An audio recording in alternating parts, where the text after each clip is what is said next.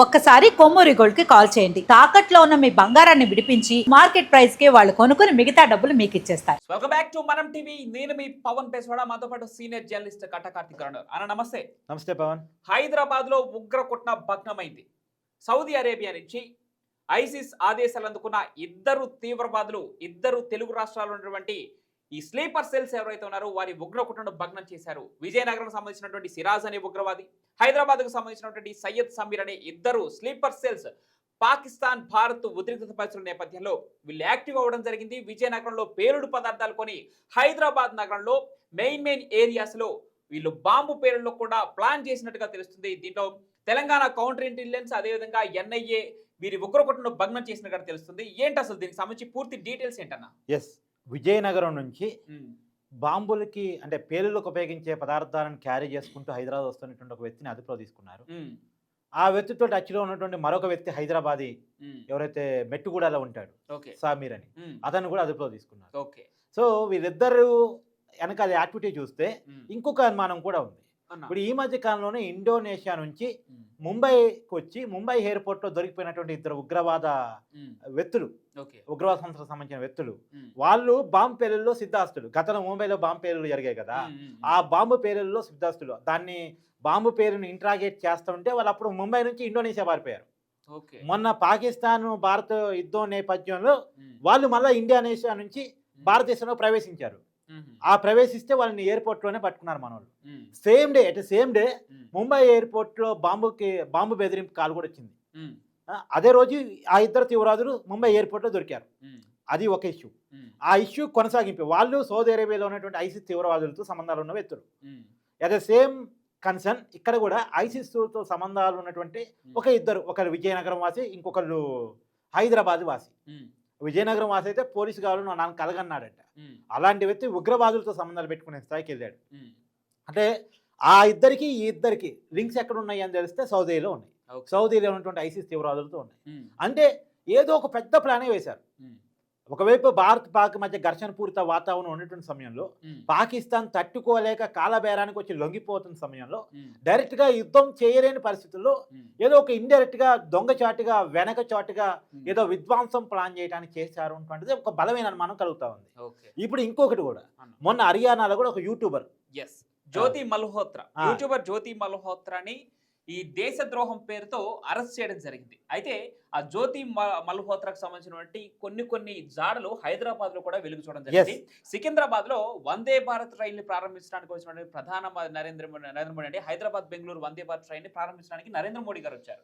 ఆ నేపథ్యంలో అక్కడ సికింద్రాబాద్ దగ్గర ఏర్పాటు చేసినటువంటి స్టేజ్ కావచ్చు, ఆ ఏరియాలలో ఈ జ్యోతి మల్హోత్రా ఒక యూట్యూబర్ గా ప్రవేశించి అక్కడ హల్చల్ చేసినట్లుగా ఈరోజు విచారణలో తేలింది. ఆమె పూణేలో ఉన్నటువంటి మరొక యూట్యూబర్ ఎవరైతే ప్రియా సంథింగ్ ఏదో పేరుంది, ఆ ప్రియా అనే వ్యక్తితో కూడా కొంచెం క్లోజ్ గా మూవ్ అయినట్టు తెలుస్తుంది. ఆమెను కూడా పోలీసులు విచారణలోకి తీసుకునే అవకాశం ఉంది. అయితే ఇక్కడ జ్యోతి మల్హోత్రా గురించి మరొక కీలకమైన విషయం ఏంటంటే, పాకిస్తాన్ రాయబార అధికార హై కమిషనర్ డానిష్ అనే వ్యక్తితో కూడా ఆమె కొంత సన్నిహిత సంబంధాలు, చాలా సన్నిహిత సంబంధాలు ఉన్నట్టు పహల్గామ్ లో ఉగ్రదాడి జరిగే ఒక 2-3 నెలల ముందు ఆ పహల్గామ్ ఏరియాని ఈమె సందర్శించినట్టు కూడా ఈ రోజు విచారణలో తేలింది. దానికి అంటే జ్యోతి మల్హోత్రా ముందు నుంచే ప్లాన్ చేసి ఇక్కడ డేటా అంతా సేకరించి పాకిస్తాన్ ఉగ్రవాదులకు ఈ డేటా ట్రాన్స్ఫర్ చేసింది అనే ఒక ఆరోపణల మీద ఈ రోజు తనని విచారణకు పిలవడం జరిగింది, అదుపులోకి తీసుకోవడం జరిగింది. ఎస్, ఇలా వరుసగా చూస్తున్నప్పుడు ఏదో ఒక పెద్ద ప్లానింగే జరుగుతూ ఉంది. ఇప్పుడు జ్యోతి అరెస్ట్ కావచ్చు, యూట్యూబర్, హైదరాబాద్ లో ఇద్దరు అరెస్ట్ కావచ్చు, తర్వాత ముంబైలో ఒక ఇద్దరు అరెస్ట్ కావచ్చు. వీళ్ళందరికీ ఒక కామన్ లింక్ పాకిస్తాన్, తర్వాత ఐసిస్. ఈ అందరి కామన్ లింక్ ఒకటి ఉంటే ఫలితంగా ఏదో ఒక పెద్ద ఎత్తున స్లీపర్ సెల్స్ పనిచేస్తున్నాయి వీళ్ళ కోసం. ఇప్పుడు ఆ బాంబు పేరు పదార్థాలు స్వాధీనం చేసుకున్నారు. నిజానికి కనుక అవి పేరితే చాలా పెను ప్రమాదం. గతంలో హైదరాబాద్ లో అనేక బాంబు పేరిన అనుభవాలు ఉన్నాయి. దిల్షుక్ నగర్ బాంబు పేలులు కావచ్చు, కోటి, లుమిని పార్కు, ఇలా అనేక ఏరియాలో టెర్రరిస్టులు బాంబు పేలులకు పాల్పడ్డారు. చాలా మంది హైదరాబాదీలు చనిపోయారు, సామాన్యులు చనిపోయారు. కాబట్టి ఇప్పుడు మళ్ళీ అలాంటిది ఏమైనా ప్లాన్ చేశారా అంటే ప్రజలు ప్యానిక్ గురి కావాల్సిన అవసరం లేదు, కానీ వాస్తవాలు తెలుసుకోవాలి, జాగ్రత్తలు పాటించారు ఖచ్చితంగా. అన్న ఇక్కడ ఇప్పుడు ఈ ఉద్రిక్త పరిస్థితుల నేపథ్యంలో operation Sindoor will be continued అని ప్రకటించారు కదా. ప్రకటించిన తర్వాత ఈ ఇంటి దొంగల్ని అంటే ఎవరైతే స్లీపర్ సెల్స్ ఉన్నారో, ఎవరైతే ఉగ్రవాద యాక్టివిస్టులు ఉన్నారో వాళ్ళని ఏరివేసే పనిలో ప్రభుత్వం నిమగ్నమైంది. దాంట్లో భాగంగానే ఈ ఇప్పుడు మనం మాట్లాడుకున్నటువంటి మనం ఖచ్చితంగా మన ఇంటెలిజెన్స్ వ్యవస్థని హ్యాట్సప్ చేసి తీరాలి. ఇప్పుడు ఇంటి దొంగల్ని పట్టుకోవడం సక్సెస్ కాబడుతుంది. ఈ రోజు వరకు వాళ్ళు అనేక ప్లాన్లు చేసుకున్నప్పుడు కూడా ఒక్క ప్లాన్ లో కూడా సక్సెస్ కాలేదు. మరొక విషయం మనం చర్చించుకోవాల్సిన విషయం ఏంటంటే ఇప్పుడు ప్రజలకు మెయిన్ సిటీస్ ముఖ్యంగా హైదరాబాద్ కావచ్చు, వైజాగ్ కావచ్చు, ఇలా చెన్నై, ముంబై ఏదైతే ఎక్కువగా రద్దీ ఉండే ఏరియాలు కావచ్చు, ఇక్కడ ప్రజలు కొంత అవేర్నెస్ కల్పించడం కోసం ప్రభుత్వం తరపున ఏదైనా చర్యలు తీసుకునే అవకాశం ఉందా? ఎందుకంటే ఉగ్రమూకలు ఏ టైంలో ఎలా దాడి చేస్తాయో తెలియని పరిస్థితి నెలకొంది కాబట్టి ఇంటెలిజెన్స్ ఎంత వర్క్ చేసినా కూడా కొన్ని చోట్ల అది విఫలమయ్యే అవకాశాలు కూడా ఉండొచ్చు. సో ప్రజలు అవేర్ గా ఉండడం కోసం ప్రభుత్వం తరపు నుంచి ఎలాంటి చర్యలు తీసుకుంటే బాగుంటుంది అనుకోవచ్చు? ఎస్, ఖచ్చితంగా ప్రజలకు ప్రభుత్వాలు సూచిస్తూనే ఉన్నాయి. మీకు అనుమానితులు ఎవరైనా ఉన్నా మీ ఏరియాలో మన దేశం కాని వాళ్ళని ఎవరైనా మీరు గుర్తించినా అది బంగ్లాదేశీలు కావచ్చు. ఎందుకంటే బంగ్లాదేశీలతో చాలా ప్రమాదం ఉంది. వాళ్ళు బంగ్లాదేశ్ నుంచి కోల్కతా మీదుగా మన ఆధార్ కార్డు దొంగతనంగా సేకరించేసి సంపాదించేసి వాళ్ళు హైదరాబాద్కో లేదా ఇతర ప్రదేశాలకు వస్తూ ఉన్నారు. ప్రధానంగా హైదరాబాద్కి వచ్చే వాళ్ళు కూడా చాలా మంది ఉన్నారు. ఇప్పుడు వాళ్ళతో ప్రమాదం ఉంటుంది. వాళ్ళు ఐసిస్ టెర్రరిస్ట్ గా మారే అవకాశం ఉంటుంది, లేదు ఇతర టెర్రరిస్ట్ సంస్థలతో సంబంధాలు మెయింటైన్ చేసే అవకాశం ఉంటుంది.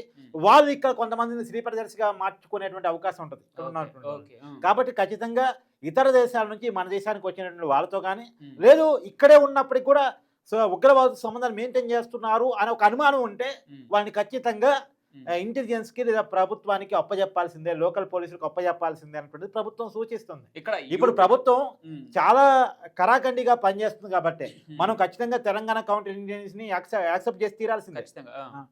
వాళ్ళు చేసిన కృషి. ఎందుకంటే హైదరాబాదు అనేటువంటి చాలా పెద్ద ఏరియా, కోట్లాది మంది జనం ఉన్న ఏరియా. ఈ జనాల్లో వాళ్ళెవరు అనేది గుర్తించడం చాలా కష్టం. కానీ ఆ గుర్తిస్తున్నారు. అందులోనూ అమాయకుని కాకుండా ఒరిజినల్ విషయాలు ఉన్నాయని గుర్తిస్తున్నారు. తర్వాత ఆధారాలు కూడా చాలా క్లియర్ కనపడతా ఉన్నాయి. కాబట్టి చాలా క్లియర్గా వ్యవస్థ అయితే బాగా పనిచేస్తుంది, ప్రభుత్వాలు బాగా పనిచేస్తున్నాయి, పోలీసింగ్ బాగా పనిచేస్తుంది, మన ఆర్మీ కానీ మన గూఢచార వ్యవస్థ కానీ బాగా పనిచేస్తుంది. దాంట్లో భిన్నాభిప్రాయం లేదు. అయితే ప్రజలకు కూడా బాధ్యత ఉంది. మా పోలీసులకి, జవాన్లకి లేదా ఇంటెలిజెన్స్ విభాగాలకి మాత్రమే బాధ్యత కాదు, ప్రజలకు కూడా బాధ్యత ఉంది. ఎవరు అనుమానితులు కనపడ్డా వాళ్ళు ఖచ్చితంగా ఆ అనుమానాన్ని పోలీసులతో షేర్ చేసుకోవాల్సిన అవసరం మీకు ఉంది.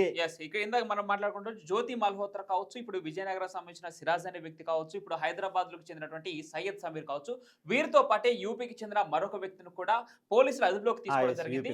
పాకిస్తాన్ కు ఇతను ఏదైతే అంటే బ్యూటిషియన్ ప్రొడక్ట్స్ కావచ్చు, లేదంటే ఈ ఫ్యాషన్ దుస్తులు కావచ్చు, ఇట్లాంటి ఎగుమతి చేసుకుంటూ ఇక్కడున్న కొంతమంది యూత్ ని ఉగ్రవాదం వైపు ప్రేరేపించి వారికి అక్కడ పాకిస్తాన్ లో ఉన్నటువంటి ఉగ్రవాదులకు ఇన్ఫర్మేషన్ ఇచ్చి ఆ పాకిస్తాన్ ఉగ్రవాదులు ఇక్కడ ఉన్న యువతకి వీసాలను జారీ చేసి పాకిస్తాన్ తీసుకుపోయి లేదంటే పాక్ ఆక్యుపైడ్ కాశ్మీర్ ఇంకొక విషయం కూడా చెప్పాలి. సరే, ఎక్కడ ఉత్తరప్రదేశ్ తగ్గొద్దు.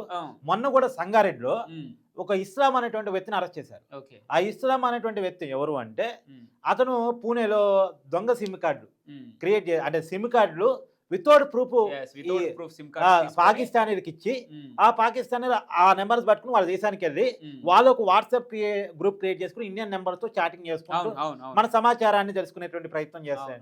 అతను సరే అక్కడ కేసు నమోదైతే అక్కడ నుంచి పారిపోయి ఇక్కడికి వచ్చి సంగారెడ్డి మన తెలంగాణకు వచ్చి సంగారెడ్డిలో టాపీ మేస్త్రిగా పనిచేస్తున్నారు. మళ్ళీ ఉగ్రవాదులు అంటే ఎక్కడ ఉండరు, స్లీపర్ సెల్స్ అంటే ఎక్కడ ఉండరు, మనకాడ అడుక్కుంటూ ఉండొచ్చు, మనకాడ టాపీ మేస్త్రిగా ఉండొచ్చు, మనకాడ రోడ్డు మీద తోపుడు బండి దోసుకుంటూ ఉండొచ్చు. స్లీపర్ సెల్స్ అంటే ఇలానే ఉంటారు. వాళ్ళు అనుమానం రాకుండా ఇక్కడేదో వృత్తి చేస్తూ ఇక్కడేదో ప్రవృత్తిని పెట్టుకుంటూ ఇక్కడున్న సమాచారాన్ని ఎప్పటికప్పుడు వాళ్ళకి చేరవేస్తూ ఉంటారు. ఇప్పుడు ఆ ఇస్లాం అనేటువంటి వ్యక్తిని ఈ మధ్య కాలంలోనే మన వాళ్ళు అదుపులో తీసుకుని అరెస్ట్ చేశారు. సో అక్కడ ఏది ఏమైనా చాలా అంటే చాలా జాగ్రత్తగా ఉండేటువంటి సమయం ఖచ్చితంగా ఉంది. సో ఏది ఏమైనప్పటికీ ఇప్పటికే దేశంలో ఉన్న ఇంటి దొంగల్ని ఎవరైతే స్లీపర్ సెల్స్ వాళ్ళు ఎవరైతే ఉన్నారో తెలుగు రాష్ట్రాల్లో కూడా వారి ఉనికిని కనుగొనడం జరిగింది, వారి జాడలను మట్టు పెట్టడం జరుగుతుంది, ఒక్కొక్కరిగా అదుపులోకి తీసుకోవడం జరుగుతుంది. ఏదేమైనా ప్రజలు కూడా కొంత అవేర్గా ఉండాలి. ముఖ్యంగా టీనేజ్ ఆ ఏజ్ లో ఉన్నటువంటి పిల్లలపై కొంత తల్లిదండ్రులు కూడా దృష్టి పెట్టాల్సిన అవసరం ఉంది. వారి అడుగులు పడుతున్నాయి, వారి యొక్క హావభావాలు ఎలా మారుతున్నాయి, వాళ్ళ ఆలోచన విధానం ఎవరితో టచ్ లో ఉన్నారు, ఎవరితో మాట్లాడుతున్నారు. ఎందుకంటే ఇప్పుడు మొత్తం స్మార్ట్ యుగం అయిపోయింది కాబట్టి ఈ స్మార్ట్ యుగంలో కొంత డిజిటల్ యుగం అయిపోయింది కాబట్టి ఇవి కొంత అవేర్నెస్ కల్పించాల్సిన అవసరం ఉంది. సో మీ యొక్క పిల్లల అడుగులు కూడా ఎటు పడుతున్నాయో చాలా క్లియర్ గా గమనించండి, జాగ్రత్తలు తీసుకోండి. అదేవిధంగా కొంత జాగ్రత్తగా ఉండండి అని మాత్రమే మనం టీవీ తరఫున మీకు చెప్పడం జరుగుతుంది. Thank you. చూద్దాం ఇంకా ఎంతెంతమంది బయటకు వస్తారు ఈ స్లీపర్ సెల్స్, అదేవిధంగా సౌదీ అరేబియా నుంచి ఇప్పుడు ఐసీస్ ఆదేశాలతో మట్టుబడిన ఈ ఇద్దరు ఎలాంటి వివరాలు వెల్లడించబోతున్నారు అనే దాన్ని బట్టి కూడా ఇంకా ఎంతమంది దాగి ఉన్నారు దేశంలో అనేది కూడా బయటకు వచ్చే అవకాశం అయితే కనిపిస్తుంది.